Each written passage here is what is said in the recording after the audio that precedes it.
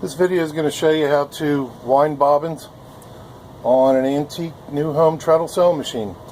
Now this isn't in a treadle cabinet, but I have a rubber belt that I'm going to use to connect to the treadle cord, or acting as a treadle cord.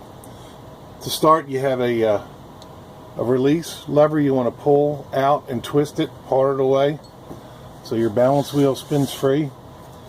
And then a couple things, you have your stem for your thread tensioning. You're only going to wrap the thread's going to go around that as a guide. And then there's also a little pin under here. You have a thread guide and another thread guide which goes up to the bobbin. So we're going to take our thread. We're just going to come around from the back side of that screw down under. There was that pin I pointed out, and then we're going right to left through the thread guide, and then you just take your bobbin. Sometimes I wrap it, put a little knot on it if you want, just to hold the thread. Pull your pin to set it in. And we came off our guides. So we're going through the top guide.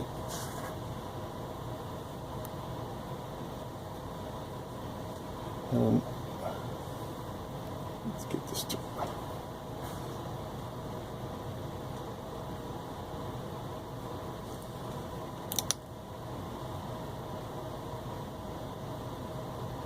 I'm just going to wrap it a couple times for getting it started.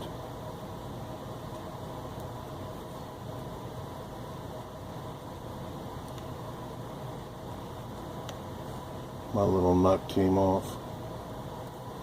So we're through the top guide, under the bottom, and here, and then we tilt it forward to give us tension.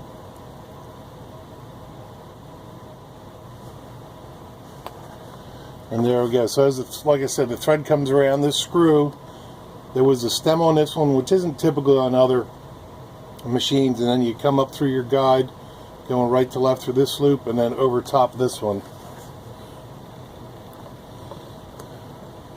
And then spin, spin, spin.